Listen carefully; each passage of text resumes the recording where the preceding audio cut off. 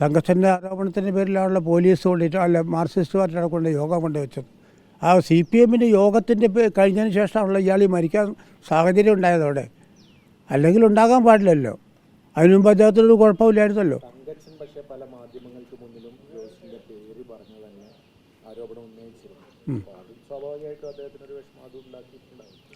അതൊക്കെ ഉണ്ടാക്കിയിട്ടുണ്ടാവും. ഒന്നും അറിയാത്തൊരു മനുഷ്യൻ്റെ പേരിൽ ഇപ്പം എൻ്റെ പേരിൽ തന്നെ ഞാനിപ്പം എന്നെ വിജയൻ്റെ ഒരു പ്രശ്നമുണ്ടായി നിങ്ങൾക്കറിയാമല്ലോ. എൻ്റെ പേര് വരെ എഴുതി വെച്ചിട്ടുണ്ട്. ഞാൻ എന്തെങ്കിലും ചെയ്ത് അറിഞ്ഞിട്ടാണോ അതൊക്കെ സംഭവമല്ലോ അല്ല. പക്ഷെ അങ്ങനെ പലതും പല ആൾക്കാരെയും പല വിധത്തിലും മോശമാക്കാൻ വേണ്ടി പറ്റുവാണെങ്കിൽ ഈ വിശദീകരണ യോഗത്തിന് ശേഷം അദ്ദേഹത്തിന് മാനസിക പ്രശ്നം ഉണ്ടായി എന്നുള്ളതാണ് അവിടുത്തെ ആളുകൾ എന്നോട് ഇന്ന് സംസാരിച്ചത്. ഞാൻ ആ ബോഡി കാണാൻ വേണ്ടി പോയിരുന്നു ബത്തേരിയിൽ. അവിടെ എന്നോട് സംസാരിച്ചത് വളരെ വിഷമം അയാൾക്കുണ്ടായി. അയാൾ പൊതുരംഗത്ത് മാന്യമായി പ്രവർത്തിക്കുന്നൊരു വ്യക്തിയാണ്. ആ വ്യക്തിയെ താറടിച്ച് കാണിച്ചുകൊണ്ട് മാർക്സിസ്റ്റ് പാർട്ടി അവിടെ നടത്തിയ ആ ഏർപ്പാടിനെ പറ്റിയിട്ടാണ് അവരൊക്കെ സംസാരിച്ചതിനെ പറ്റിയിട്ട്. അതുകൊണ്ടാണ് ഇദ്ദേഹം മാനസികമായ പ്രയാസം കൊണ്ട് ഇനി എന്ത് എന്നുള്ളതാണ് അവർ പറയുന്നത്, ആ നാട്ടുകാർ പറയുന്നത്. അവരുടെ ആ സ്നേഹിക്കുന്ന കുറേ ആൾക്കാർ ബത്തേരി ഉണ്ടായിരുന്നു. അവരോട് ഞാൻ സംസാരിച്ചിരുന്നു. അവർ പറഞ്ഞു അതാണ്. അല്ലാണ്ട് എനിക്ക് നേരിട്ട് ഈ കാര്യത്തെപ്പറ്റി ഒന്നും എനിക്ക് അറിയില്ല. ആ കാര്യത്തെ പറ്റിയിട്ട് ഇല്ല സംസാരിച്ചിട്ടില്ല. ജോസിൻ്റെ അടുത്ത ദിവസമൊന്നും ഞാൻ കണ്ടിട്ടില്ല, സംസാരിച്ചിട്ടുമില്ല. ഈ പറഞ്ഞ ആരെയും ഉള്ളകൊല്ലിയിലുള്ള ആരെയുമായിട്ട് ഞാൻ ബന്ധപ്പെട്ടിട്ട് സംസാരിക്കേണ്ട ആവശ്യം വന്നിട്ടില്ല. അവിടെ ഒരാൾക്ക് ചാർജ് കൊടുത്തിട്ടുണ്ട്. ആ ചാർജ് അവിടെ ഏറ്റെടുത്തിട്ട് ആ പ്രശ്നങ്ങളുമായി ബന്ധപ്പെട്ടുകൊണ്ട് സംസാരിക്കുകയൊക്കെ ചെയ്യുന്ന അഡ്വക്കേറ്റ് രാജേഷ് കുമാർ സംസാരിക്കുന്നുണ്ട്, ഇടപെടുന്നുണ്ട് ആ കാര്യങ്ങളിലൊക്കെ.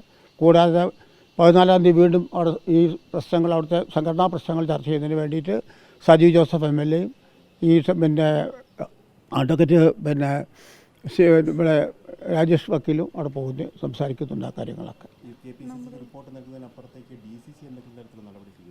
DCCക്ക് അങ്ങനെ ഒരു നടപടി സ്വീകരിക്കണമെന്നുണ്ടെങ്കിൽ ഒരാളെ പുറത്താക്കണമെന്നുണ്ടെങ്കിൽ അത് KPCCയുടെ അനുവാദം വേണം.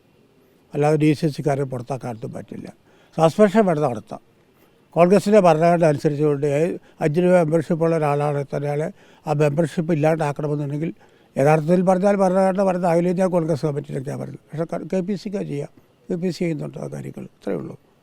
അതിനകത്ത് എന്തോ അല്ല അതിതുമായിട്ട് യാതൊരു ബന്ധുവില്ല സത്യത്തിൽ. അത് വെറുതെ പറഞ്ഞ് പരത്തുന്നതാണ്. കുറച്ചൊക്കെ ആളുകൾ കോൺഗ്രസിലെ നേതാക്കന്മാരും ആളുകളൊക്കെ ചിലപ്പോൾ ഈ ഗ്രൂപ്പ് വിഭാഗത്തൊക്കെ ഉണ്ടാവും. ചിലപ്പോൾ ഓരോ പക്ഷത്ത് നിൽക്കുമല്ലോ ഓരോരുത്തർ. ഇപ്പം അങ്ങനെ പറയാൻ ഞാനൊരു കാര്യം പറയട്ടെ. CPMൻ്റെ അവസ്ഥ എന്താണെന്ന് മുള്ളംകൊല്ലി, പുൽപ്പള്ളി, പൂതാടി പ്രദേശങ്ങളിലെ CPMൻ്റെ അവസ്ഥ എന്താണ് അവസ്ഥ പറയും. നിങ്ങൾക്കൊക്കെ അറിയാലോ. നിങ്ങൾ കാര്യങ്ങൾ മനസ്സിലാക്കുന്നവരാണല്ലോ എല്ലാ കാര്യങ്ങളെ സംബന്ധിച്ചും. CPM ഇന്നവിടെ ഉപ്പ് വെച്ച കലം പോലെ ആയിരിക്കും അവിടെ ഇപ്പോൾ. CPMന് വേണ്ടി കഴിഞ്ഞ കുറേ വർഷങ്ങളായി അവിടെ ശക്തമായി പ്രവർത്തിച്ചിരുന്ന കുറേയേറെ ആളുകൾ ഉണ്ട്. എനിക്കറിയാം. ഞാനും കുറേ കൊല്ലങ്ങളായാലും ഈ പ്രദേശത്തൊക്കെ പ്രവർത്തിക്കുന്നു. ആ ആളുകളെ സംബന്ധിച്ച് അവർ CPMന് അവർ പുറത്തു പോയിരിക്കുക. പല ആൾക്കാരും CPMന് പല ആൾക്കാരെ തരംതാഴ്ത്തിരിക്കുക. പാർട്ടിക്കകത്തുള്ള അവരുടെ ഉള്ളിലുള്ള പ്രശ്നങ്ങൾ പറഞ്ഞു നിൽക്കുക അവർക്ക് കഴിയുന്നേ ഇല്ല. അവരപ്പം എന്നാൽ ഈ ഒരു ഇഷ്യൂവിൽ കോൺഗ്രസിനെ ഒരു മുഖം വികൃതമാക്കിക്കൊണ്ട് അതിനുള്ളിൽ കൂടെ കയറിയിട്ട് എന്തെങ്കിലും ചെയ്യാൻ കിട്ടുമോ, ആരെങ്കിലും കിട്ടുമെന്ന് നോക്കിക്കൊണ്ടാണുള്ള ഏർപ്പാട്. അപ്പോൾ അവരതും BJPക്കാരുടെ ഏർപ്പാടും ഇത് തന്നെയാണ്. അവർ രണ്ടും തമ്മിൽ ഒന്നായിട്ട് ഈ ഏർപ്പാടൊക്കെ നടത്തിക്കൊണ്ടിരിക്കുന്നത്. ഇപ്പോൾ കോൺഗ്രസിനെ മോശമാക്കാൻ ശ്രമിക്കുക. വയനാട്ടിലെ കോൺഗ്രസ് ഒരു കാലത്ത് മോശമാവില്ല. എനിക്ക് നല്ല ഉത്തമ വിശ്വാസം എനിക്കുണ്ട്.